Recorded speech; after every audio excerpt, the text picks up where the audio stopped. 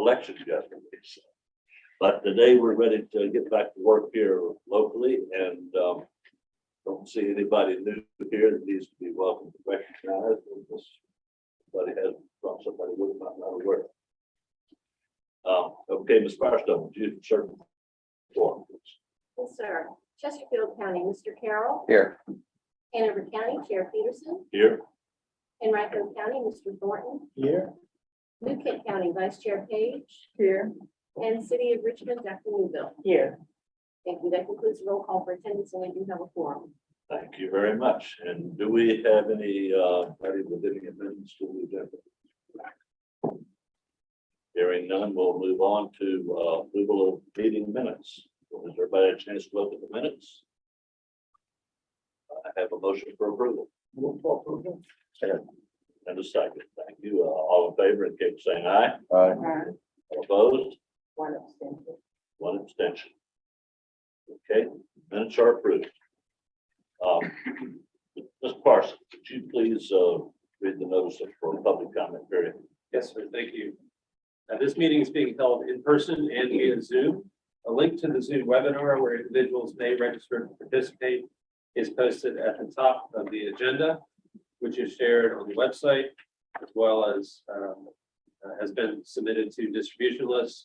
Members of the public are invited to submit public comments either verbally or in writing. Written comments can be submitted through the Q&A or chat function at the bottom of the Zoom webinar window, or to the email address at the top of the agenda. Written comments will be read aloud or summarized during the meeting when possible and will be included in the meeting minutes. Verbal comments will be taken at this time. Please indicate by raising your hand, in-person participants, or through the Q&A chat functions on Zoom for virtual participants, if you would like to comment. When acknowledged by the chair, please clearly state your name so that it may be recorded in the meeting minutes. Thank you, Mr. Parsons. Is there anyone present who wishes to speak to the committee or anybody online? So, comment time. Anybody online? Ms. Parsons? Yes. Okay, we'll close the public comment period and move on to next item on the agenda, which is the Finance Committee Chairman's report. I know everybody wants to get out of here early, and I think we have a fairly simple agenda today, so I'm not going to waste a lot of your time with nonsense. So, CVTA activities report. Now we get into the meat of the stuff. Mr. Parsons, do you want to speak to the financial activities? Yes, thank you, sir. Starting on page 6 of your agenda is the September 2022 monthly investment report. Detailing the mix in the portfolio with balance to the right. I'm looking at the pie chart on page 6. The interest earnings in FY23 are shown at the bottom. And you can see that the changes that were made by the authority have shown a pretty significant improvement in the interest earnings through the new distribution in the portfolio. On page 8 of the agenda is the tax collection and allocation summary through the month of July.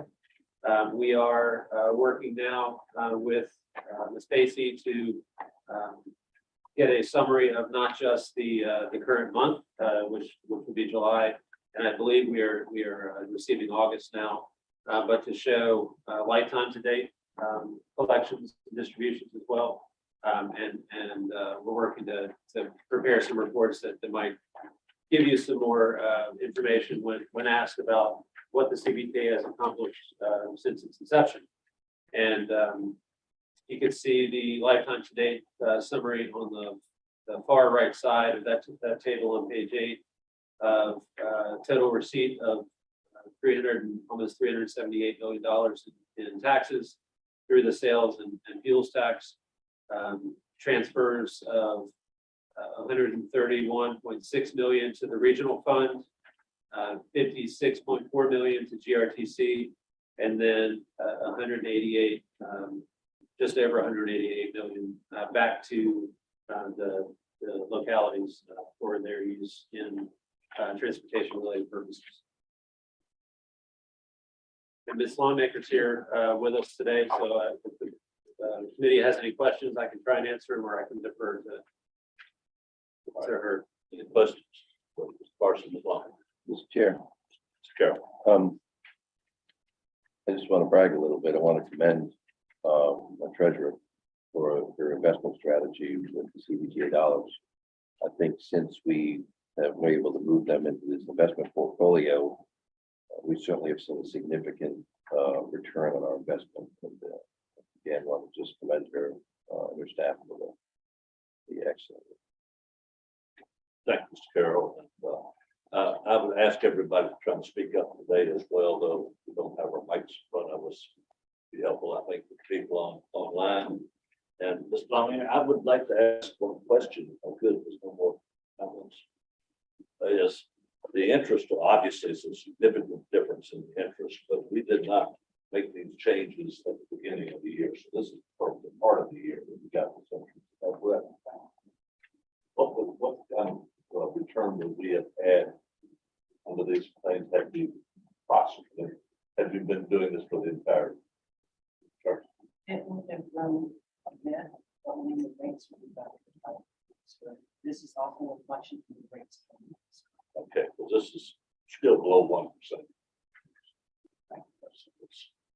But much better than we were. It's good. Thank you very much. Any further questions before we bring the Ms. Parsons, do you have anything else to add? Yes, sir. Thank you. Okay, Mr. Clark, talk to us about that.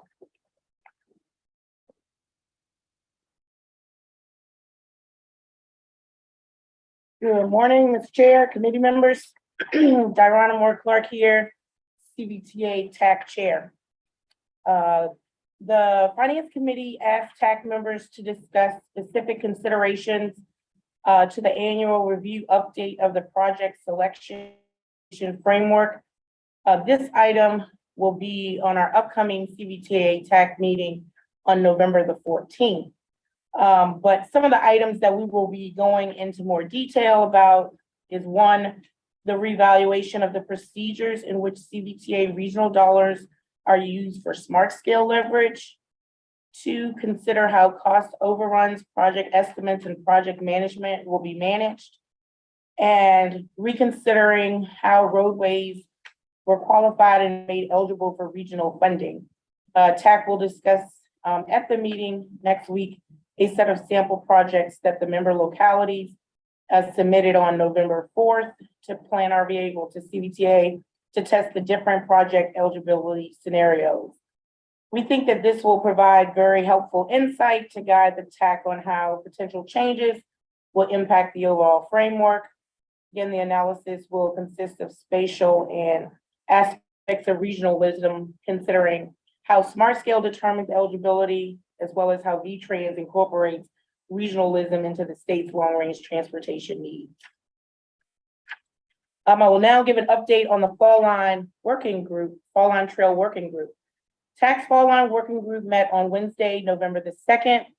The locality members were able to recommend a Fall Line spending plan totaling around $134 million for prioritized segments of the Fall Line Trail. These segments include the design build 1 and 2 that VDOT is administering, as well as approximately $85 million in Chesterfield, Henrico, and Richmond segments, which were previously unfunded. There is approximately $13 million in unprogrammed CTV funds remaining.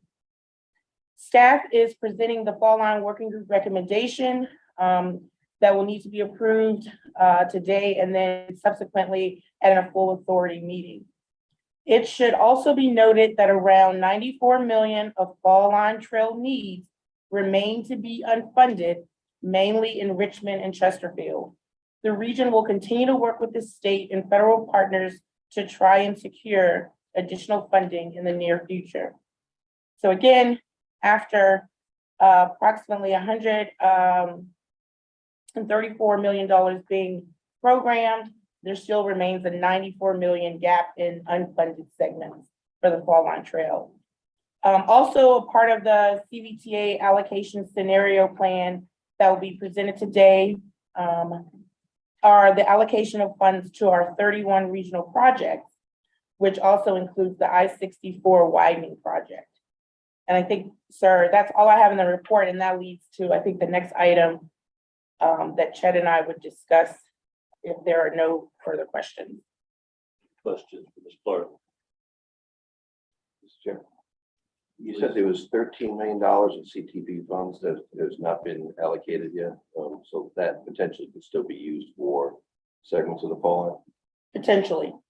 You know, with cost estimates, we feel comfortable not programming that at the moment, while we still see that $94 million gap, again, being that they are cost estimates and with the market right now. I would like to maybe help me a little bit. We went there, you got an ask before us today for, and none of us saw anything that, as far as what we're looking at. Could you go into a little bit more detail what you're asking us to recommend to the full committee? Yes, sir. And again, I would just briefly describe it into 3 parts, the spending plan. You know, we talked about how we would program our 31 regional projects over time to see what dollars Ms. Longacre could free up and put into investments if we weren't using it. So that was one process, which was to take those projects and go across from FY 23 to 28 to show this is when we would need the money based on localities coming in and saying this is when their project phases would occur. So that's one element. The second element, which I talked about, is the fall line trail. That, of course, we know for CVTA money, we had 104 million set aside. Of that 104 million, the authority previously approved for VDOT to do design 1 and 2.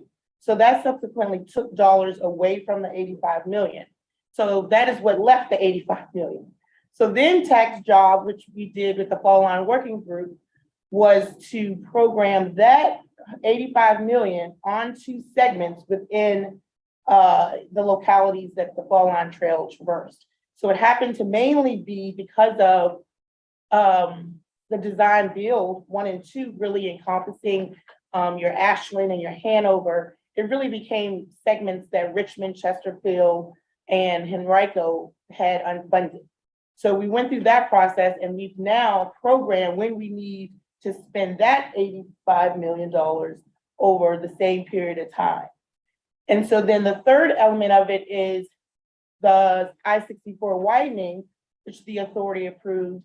And that was, originally we had the ask of looking at that through 27 beyond, but because of the project moving faster, it was said, can we look at that in the same time frame as everything else? And so that's what we did as well. So the funding scenario includes the programming, really the whole ask that you have asked us to do for the fall line trail, for the I-64 widening, and for the regional projects. Okay, sorry to have you go over it twice, but I really want to make sure that fully understood exactly what we're talking about.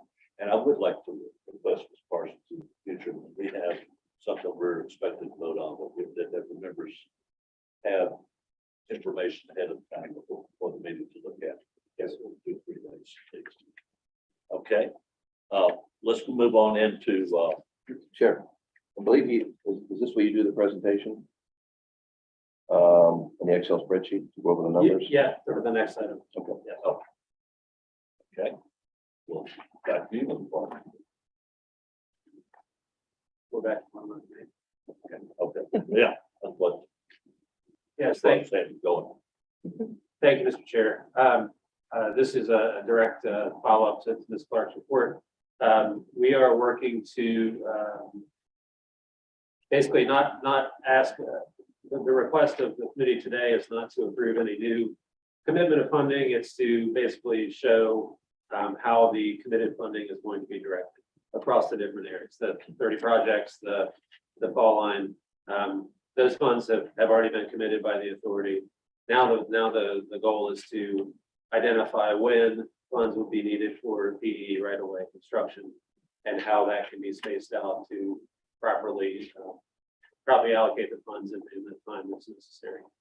So the thing that's prompted us to look at this is the acceleration of the I-64 project and the request for VDOT to see whether we could hold those commitments true and continue to have funds identified for all of those different projects that the CVTA has committed already, and address the need to move up I-64 before 27, 28. So that's what we have before you today. And are you able to share that with us? We worked up a funding scenario, and we understand that this is something that is still somewhat of a work in progress, but Can you what blow we that have, up a little bit, please? what we have in front of you today is basically an illustration that we can meet the needs of all those different areas through our current PAYGO, not commitment, but PAYGO process that the authority has shown its comfort in, including I-64 when necessary, and the projects that Ms. Clark has identified, the outstanding segments for the fall line. So looking at what's on the screen right now, you can see on the left-hand side, those are all segments of the fall line that have been identified in Henrico, Richmond, and Chesterfield to move forward and show that yes, Ms. Clark. I was gonna ask, can you freeze the top panel so that they can still keep, oh, mouse, sorry, so they can keep the titles. Yeah, while he's doing that, I got a question. I like the first Have one, we and then- heard anything on the federal grant for 150 million? Do we know if that, where we stand with that? We have not heard back yet. Here, Okay. So as you can see across the top of the screen, the different fiscal years are shown, and this is when the funds would be expected to be used. So for the fall line segments, those have been committed already back in FY 21-22, and we expect that those funds are available and can be used when necessary. We know that each of the jurisdictions is moving at its own pace to move those projects forward, and we want the funds to be available for when those things can happen. I would defer to Mr. Bushing to provide more detail. Maybe just give him a tour of the spreadsheet, and then we can come back for questions if that's right, Mr. Chair. Yes. Well, Sorry. Thank you, Mr. Chair, member of the committee. So as Mr. Parsons mentioned, this was an attempt to program out the allocations across the entire FY 21 to FY 28, essentially all the years that the CVTA has already committed funding for. And the process that we went through was to look at the first step was to look at the applications that had been submitted for each of these projects to the CVTA and match the schedules. So they're hidden over here, but we have the project schedules. The first was what was originally submitted. Then we updated those. So if there was a current Smart Scale Round 5 application, we used that information to update the project schedule to make sure it was reflecting the most recent information on the project. Or if the project was in the 6-year program, then we updated that with the assumption that if there was an agreement in place for the project to already move forward, it would make sense that schedule would be more accurate than a funding application. So that's the process we went through. And essentially what we did was just matching dollars to years. So if PE was starting in FY 24, we tried to match it with FY 24 or earlier dollars. So that was the kind of the workflow and the process that we went through.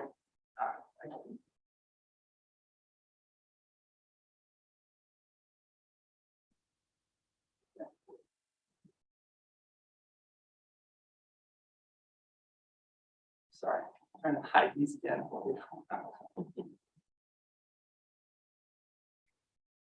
So essentially, the second part of it was making sure the totals matched. So the CVTA has committed a specific dollar amount to each of the projects. And then these fall line segments were based on the fall line working group's recommendation that came out of their last meeting. So we tried to make sure across the program, we were matching the dollar amount that had been previously committed or recommended from the fall line working group, and that it lined up in totals. And then the other component of it was slotting in I-64. So the request from VDOT was that at least 50%, if not more, of the funding would be available by FY25 and the balance in FY26. Using the approach that we went through everybody's schedules first and then sort of fit in 64 last. And so we're actually able to front load more of the I-64 funding. So everything would be available by FY25, which would match VDOT's schedule and be able to advance the project on time. And then the last component of it was essentially making sure everything balanced out. So we have a adopted regional reserve. So there's a percentage that ramps up as we go through the funding program. So what we did was ramp that up. So we agreed to 10% for FY25 and 26. That was part of the commitment action from the CVTA for the original 4-year plan. Then I ramped it up in the last 2 years as well. So FY27 and 28, the assumption was this would be year 4 and this is year 5. FY24 is our new year 1. And so we had a target percentage. There was surplus beyond those amounts that are still available. And that was basically additional funding that wasn't needed to meet the existing commitments, but could be held in reserve for cost increases, or if we need to adjust schedules as well, this gives us some flexibility. And then just making sure everything lined up. So the total amount allocated and reserved is equal to our projected or actual revenues. So we were able to make this plan. The exciting thing about this approach, and I think as Mr. Parsons mentioned, this is a little bit of a work in progress. I think as we get to the TAC level, we would need to discuss with the sponsors to make sure we do have the best schedules on here. But we're able to move the money around and make it line up. So I think because it all balances in this approach, it's just a question of shifting as we need. It's not a major concern if we have to adjust schedules. But what this does allow us to do is have an estimate of what we would have available for the next round of CVTA. So we took a conservative approach and assumed that fiscal year 29 and 30 would be flat with the projected revenue for FY28. We applied the reserve policy, and our total estimate would be about $106 million available if we continue with the cash basis. So that would be to cover FY29, FY30, which would be only 2 new years, and then everything from reserve that's kind of surplus as we move forward. So that would be next year's application cycle. We would expect about $106 million would be available to award for new projects or cost increases on existing projects. So I'm happy to answer details on the specifics, maybe the projects or the process that we went through. And as Mr. Parsons mentioned, we can distribute this as we need. Questions? By restructuring in order to absorb the 100 million for the 64 widening project, does that push out the timeline of any of the other projects that were listed? No. So what we did since we started with the actual project schedules for all the projects, those were in place and locked in based on their need, the expected year that they were needed. And this was from their application or from the current adopted schedule for the project. And then 64 was sort of residual funds that we didn't need that we were able to slot in. So with programming, if a phase takes a couple of years, we can kind of shift between the years a little bit. So it's just a question of balancing it out, but it didn't impact the schedules at all. And then follow-up question, Mr. Chair. Please. The next thing, certainly all of this is contingent upon what happens with the Smart Scale Awards, which we should know when. So yeah, we should have an idea by about January, I think, of where this is headed. With the Smart Scale, I will add in here what we did to try and improve the odds for all of our Smart Scale applications was we front-loaded the funding. And this is another item that we're still working on with VDOT, trying to get the most recent schedule and estimate for those projects. But we front-loaded everything, so the first money would be available in fiscal year 24 earlier to try and reduce the impacts of inflation on those applications. So VDOT would be able to adjust the schedules and take off 2 years of inflation, which would help the scores to improve as well. Last follow-up question, Mr. Chair. Continue. Earlier, there was it was brought up on the fall line, and you may have to answer this one, that originally we allocated 104 million after P and E or the design phase. There was only $85 million left is what we awarded. Is that right? Not, sir, not the design phase, but remember VDOT had put together 2 design build packages. Yep. So the design build is actually designed through construction. Okay, and that's for the entire fall line, right? No, that's for design build segment 1 and design build segment 2. So do we have any idea how much additional money is going to be needed for the additional design work? Well, everything is fully funded for design build 1 and 2. This 85 million that would go to existing projects would be, existing fall line trail segments would be the fully funding those at their request. And then again, 94 million would be required to completely complete the fall line trail across its entirety. Okay, and that 94 million includes the design work as well? Yes, So if I understood this, then 72 of that 85 is what's been designated for the design of the other Chesterfield, the city. no, right now. it's 85 approximately, a little bit under, maybe 84. Yes. All of that 85 is the balance for the 3 water jurisdictions. Okay, The difference between the 85 and the 104, about 20 million, is what was necessary for the 2 design build packages. right. So where did the other 13 million come from? Well, that was the CTB. CTB gave us 44 million. Okay, So the VDOT used some of CTB money and some of CVTA money to program the design build 1 and 2. Well, follow-up question. While they were doing that, why didn't we do a design on the rest? Why don't we just do it all at one time? Well, just like VDOT brought to you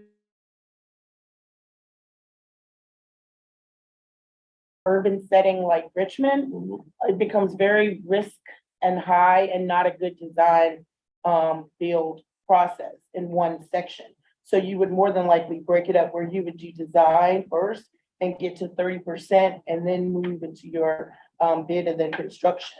So it's just in some areas of the fall line trail, that format was not comfortable for VDOT to bring forward as a design build package. continue on to finish. I'll reserve comment for the rest. Thank you. Anybody else have a question? Mr. Chair, I have one. Okay, well, let me ask one question on here, a simple question. Go up to the bottom of the fall line trail items on there. Capitol Trail crossing, is that related to the connection between fall line and Capitol Trail, or what is? No, sir, this is one of the rural projects from round 1 that the CVTA awarded, so that's in Charles City County. It's crossing over 5. Okay, all right, thank you. Go ahead, Mr. Parsons. Yeah, thank you, Mr. Chair. I just wanted to encourage the committee that we had a discussion at the TPO meeting last week, and just want to let you know that staff is continuing to be hypersensitive to cost escalation and risk, and we are, in addition to making sure that the projects are programmed in the years they need to be, that reserve at the bottom is very important to track right now. And as Miles said, pushing projects as soon as possible to avoid inflation impacts and other cost escalation factors is a priority right now. So with the funds that are available through the PAYGO process, we are trying to make sure that there are sufficient funds in reserve to address any overruns.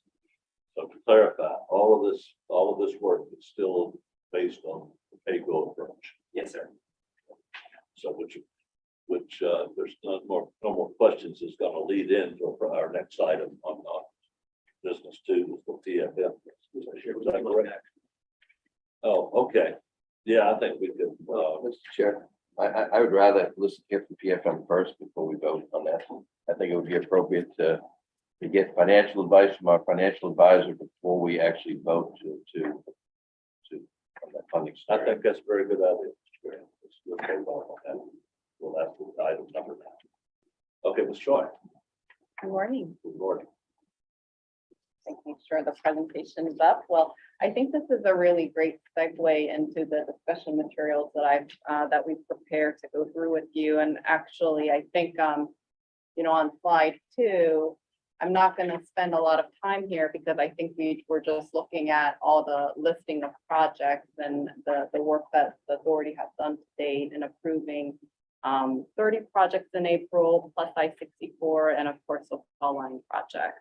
So then on slide 3, that's what we've been talking about the uses side of the equation in terms of projects, but on the sources of funds, what we have here in the table is the authority's 21 and 22 actual revenues that been received, plus the forecasted 23 to 26 revenues. And we're using the last, it's a little bit outdated at this point, but revenue projections from VDOT here, which total over $1 billion in aggregate.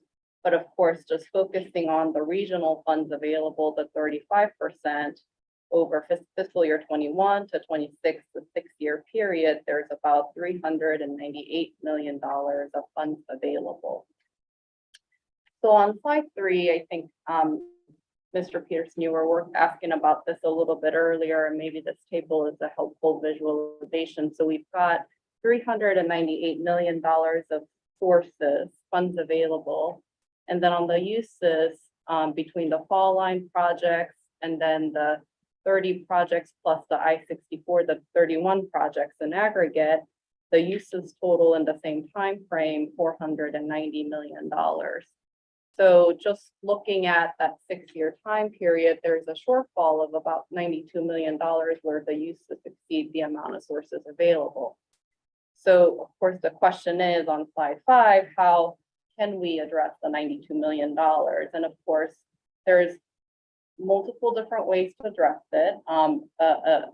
Perhaps the most logical way is what was just presented is, you know, simply add more revenues to the mix. So, you know, instead of looking at revenues through fiscal 26, look at revenues 27 and 28 and add more dollars. And, you know, CVTA is going to continue to collect regional revenues. So add more dollars in the sources of funds and create more pay-go capacity is essentially what the scenario that we just looked at did. So we've added more revenues and we didn't delay projects, but basically extended the time horizon of time period we're looking at to create more sources. And that means that we're, you know, looking at the same slate of projects, but with additional years in the mix. So the same slate of projects over a longer time horizon. So that's certainly a way to look at addressing the shortfall. There's a bunch of other factors that I think many of which was discussed here. You know, there's obviously instances where certain projects may no longer require funding after going through the smart scale process, or some projects may require and request from the CVTA additional funding due to various reasons. There could also be cash flow considerations where, you know, the assumptions that are in Mr. Bushing's spreadsheet, you know, those expenditure time schedule ends up being delayed, and perhaps that creates more cash funding capacity in the long run. There's all those, I think, different factors that come into play before the decision of, you know, do we cash fund all projects versus debt fund some gets made. On slide 6, you know, I'm going to walk through an illustration of an example of debt funding in a minute. But before I do that, I wanted to spend a minute talking about the metric the industry uses to evaluate debt affordability for revenue bonds.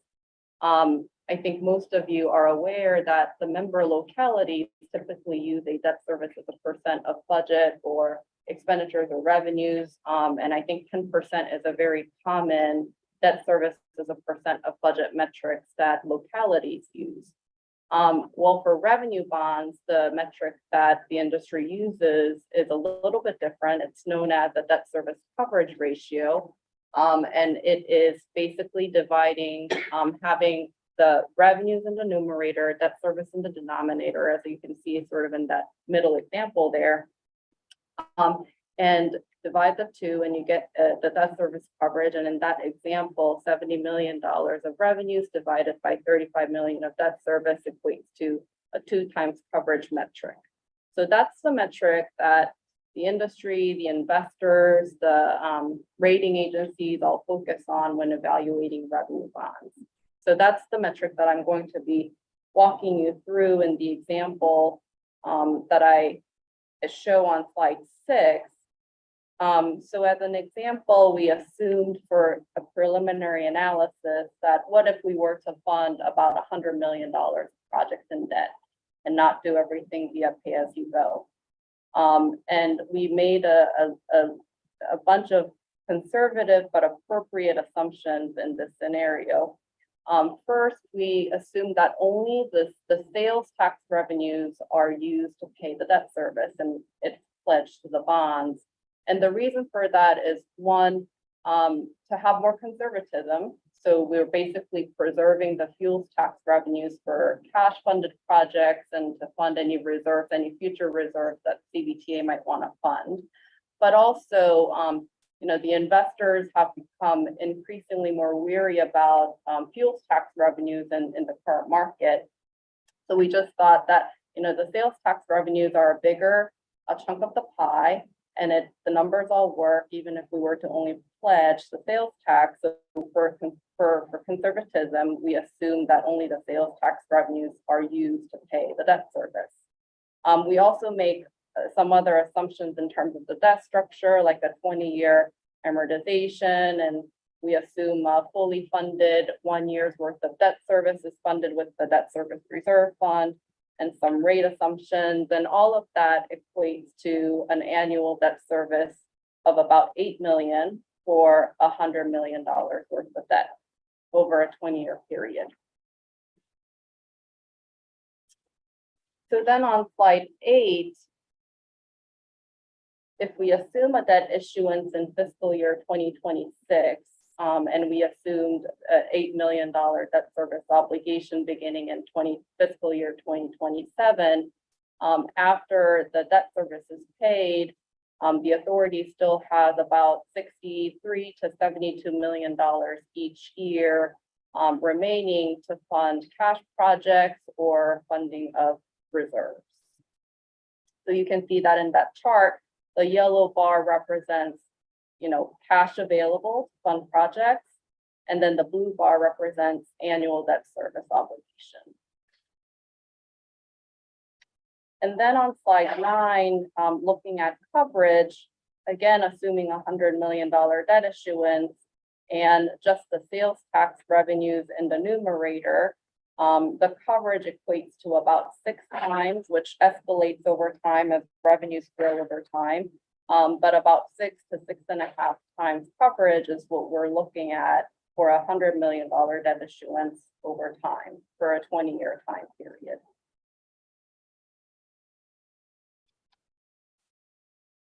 On slide 10, I summarized what the targeted debt service coverage ratios are for the other regional entities in Virginia, and most look at 2 times. And so if we were to assume the authority also target a coverage ratio about 2 times, we calculate that currently the authority can afford about $300 million in debt. And that is assuming, again, a 2 times coverage ratio using sales tax revenue only. And we think that, that coverage metric will result in a really strong bond rating that are in the AA category for the authority.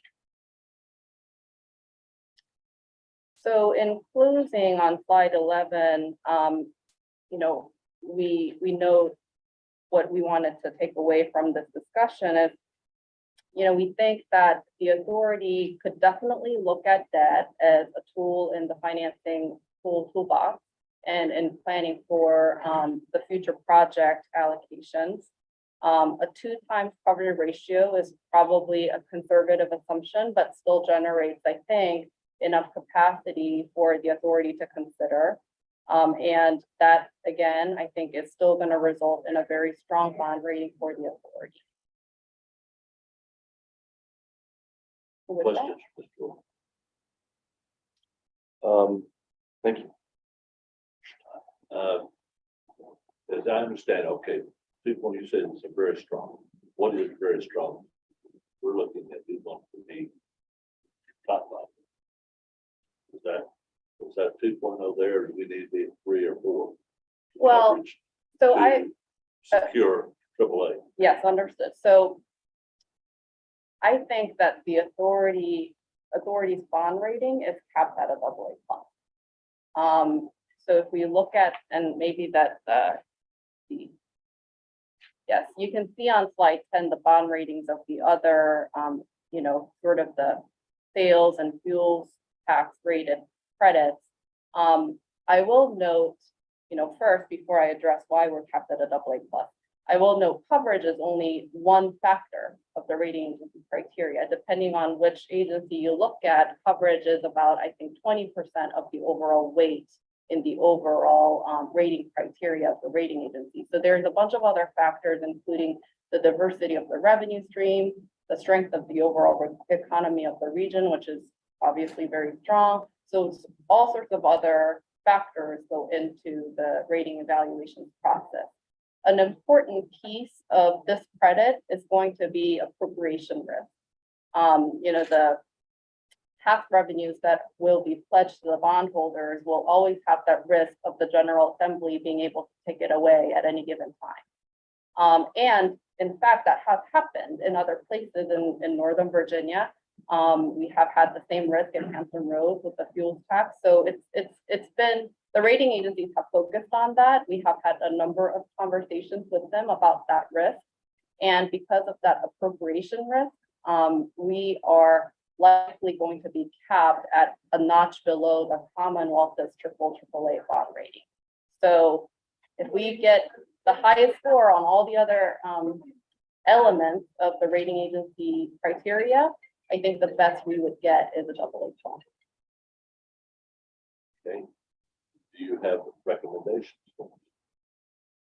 But in my view, I think a 2 times coverage is both strong enough to get to the rating category that is very strong, and also I think creates enough capacity for the authority to have that as an additional tool in the toolbox over a time period. I think it's a delicate balance between wanting to have that to create more capacity and also preserving that high rating. And as you can see, NVTA with a 2 times coverage there, of course, the Northern Virginia economy is also very strong, and all the myriad of other factors came in, but they were able to achieve a AA1, AA plus, AA plus. So I think, with the 2 times coverage, we're shooting for a similar result there. Did they prove this choice? You said that based on the one scenario, of adding up what we've actually proposed already, we're $92 million short.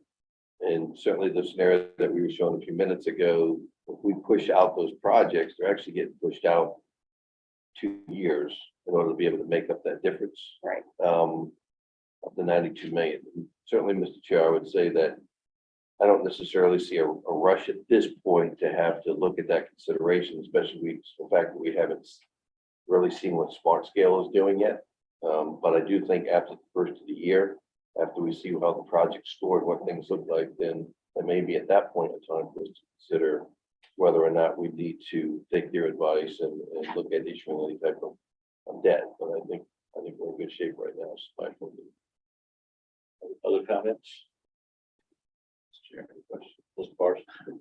Ms. Choi, if the authority did make the decision to move forward with that, what's the timeframe from the authority meeting where the vote is taken to actually being able to commit those additional funds to the project? Yeah, I would say it's going to be a significant amount of time. Typically with issuers that have that are a frequent issuer that has an established credit, I can work with clients to get to market within, 3 weeks if necessary. But, this is a brand new credit. We'll need to document and put together a brand new, what we refer to as a trust indenture, which will basically govern the issuance of these revenue bonds. And we'll be putting together a brand new disclosure document. All of that takes time. And I think, realistically, perhaps a 6-month time period would be reasonable. It could take longer. We also the authority would have to procure bond counsel. I don't think there's a bond counsel in place yet. So there'd be, we'd need a full working group assembled, all of that, drafting the legal documents, I think will take time. So I think 6 months would be a realistic, but I think it could also take longer. That raises a question. I agree with Mr. Carroll. I don't think there's an urgency for us to say, hey, we want to go out for our money to do something up 2 years. On the other hand, should we be doing this preparatory work so that when we do, or should we decide to go, we don't have 6 months of going through all this process? Can that be done? Or should it be? Yeah, I think those are two different questions. Can it be done? Certainly. I think there would be parts of the exercise, like thinking about what would go into a possible disclosure document, for example, and maybe sketching out an overall flow of funds for the legal, document, things like that could be done in advance. In regards to when is the appropriate time, I think I would defer to the authority for that. But to me, it makes sense to be thinking about, are there projects that we should consider debt funding in the same cycle as the project selection cycle? So I think the authority is contemplating every other year. So I'm thinking probably that this would be an accompanying exercise for, PFM could take another look at the debt capacity at that time, given the then, most accurate set of projections of revenues. And, looking at holistically, and maybe that's the time you think about is now time to mobilize for a debt issuance in the same cycle as the 6-year planning cycle. That I think that makes sense to me. Further on, Mr. Carroll. Yeah, what I would say is that we'll simply get back to the other measure and vote what we need to, but I think they need to come back with the full authority at a full authority meeting, whenever that may be, because we may have to reschedule the December meeting to do the same presentation, so that the full authority can make, I think, consideration as to, because you make a great point. There's nothing wrong with being prepared and putting the framework in place that we need, and if we need to initiate an action, we'll be in a position to do that as opposed to rush. Thank you for your right, Mr. Carroll. And the fact of the matter is, at some point in time, the CVTA is going to do some bonds. I don't know whether that point in time is 4 years from now or 2 years. I don't know that we have any way of knowing that. We'll see what's going on with projects and frankly, projects that are not even on our list yet. We know there's projects out there, and we know the TAG is looking at even different ways of qualifying. Be accustomed to change, but I want to be prepared, knowing that at some point in time, we're probably going to have to do something. There's nothing wrong with being prepared, Mr. Chair. I share your view. We must always remember though that we have to start putting some plans in place of what we want the CVTA to be. And so change is going to come. But I always wonder about when we make these comparisons. When I look at Northern Virginia, Hampton Roads, very significant authorities, but each has its own individuality. So one of the things we have to take into consideration is where do we want the CVTA to be? And where we share some of the attributes of those other two authorities, But ours will also have some differences. That's why I think these conversations are so important. And so we have to keep that in mind, but we have to plan. I agree with Mr. Thorne completely on that, but at the same time, I don't want to see us get in Cleveland's with half the roads that has completely locked themselves in with bonds that they can't really consider new projects. Because we're going to continue to have new things come on our plate. So we don't want to get ourselves so far into tied down with bonding that we cannot consider things, important places that come along. Chair, so it's an important point, and well, the other thing is Hampton Roads, if I remember correctly, has tolling authority, which means they could actually toll one of those lanes on 64 to raise additional revenue that they could utilize towards bonding, which we do not have that. I mean, I think we have it, but we don't necessarily want to do that. We could do that.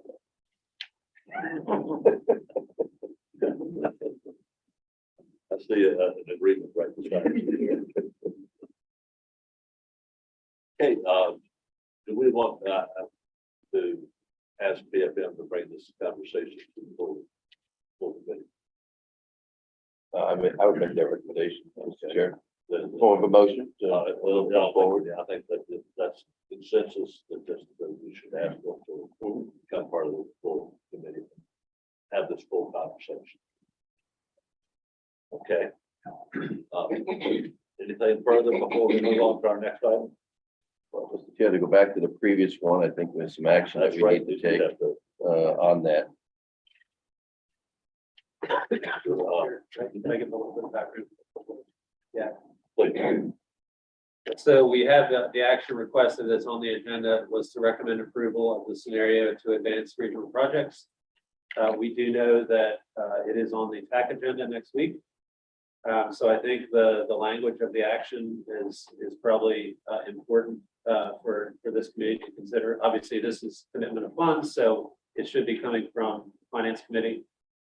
We would like TAC to have a second look at the scheduling and the slotting of the projects in that are in the table. So there may be a little massaging of the spreadsheet when TAC meets next week. But obviously, we want to take guidance from the Finance Committee to the full authority. Thank you, Mr. Parsons. You still have consensus? We're starting to go forward. So this will go forward as a recommendation, Finance Committee to the full board for approval of the allocation scenario, subject to no drastic changes. Mr. Chair, if we move it forward as a motion, which I think would be appropriate at this time, then when it comes for a full committee, it comes out as a motion. Okay, very good. That's good. Good point.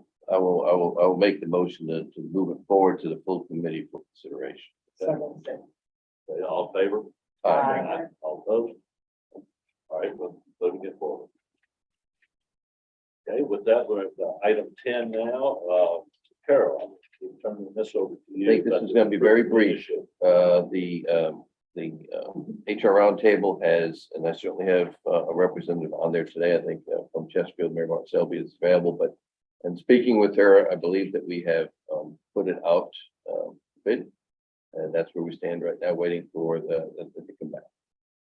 Mary, are you on? Is there anything else to that? No, sir, I think you covered it. It closes at 4 o'clock on November 14th, Monday. So you, The only question I had. and they'll probably have a report for us when we figure out when our full meeting is going to be. They'll be back with a report for the full committee, just as a brief. Full committee thing on site.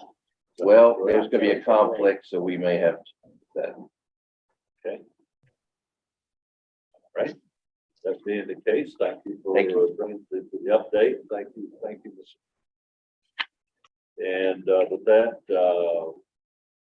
future meeting topics, I think we went over that last month. There was anything additional that everybody wants to consider for future meetings?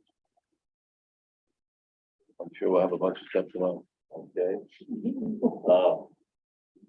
Comments? Any members? Your comments? Well, Chairman, you made a point that suggested in our last board meeting that it's so important this morning's meeting and look at where we try and go, that the CVTA must, in a very ambitious way, start preparing what I call some of these plans, but also part of the planning, let's make sure that we don't become a cash cow.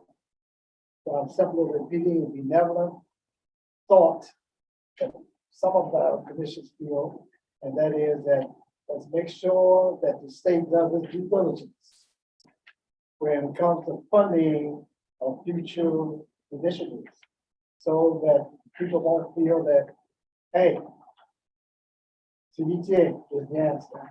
It should be part of the answer, but not the total answer. So I think that's is part of that responsibility. I know your able leadership and leadership, Ms. Carroll, I know that we can do that. Thank you, Mr. Gordon. Mr. Chair, to add to that, that's why I asked about the 150 million earlier, right? Wanting to know what the status of that is from that side. But I will say that also, I will be speaking on a forum at VACO on the 14th with the Secretary of Transportation.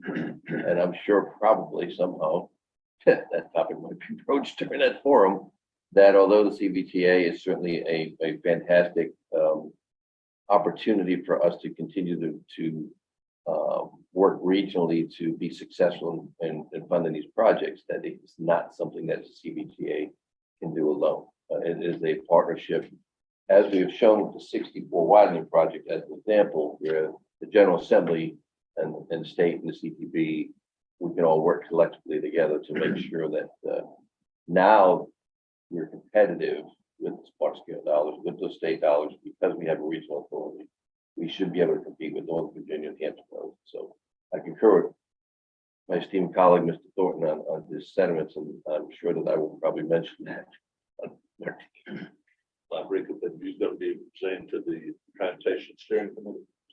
We're having an open forum, actually, between the secretary, myself, and then another gentleman at VACO. So I didn't know whether that was in the steering committee.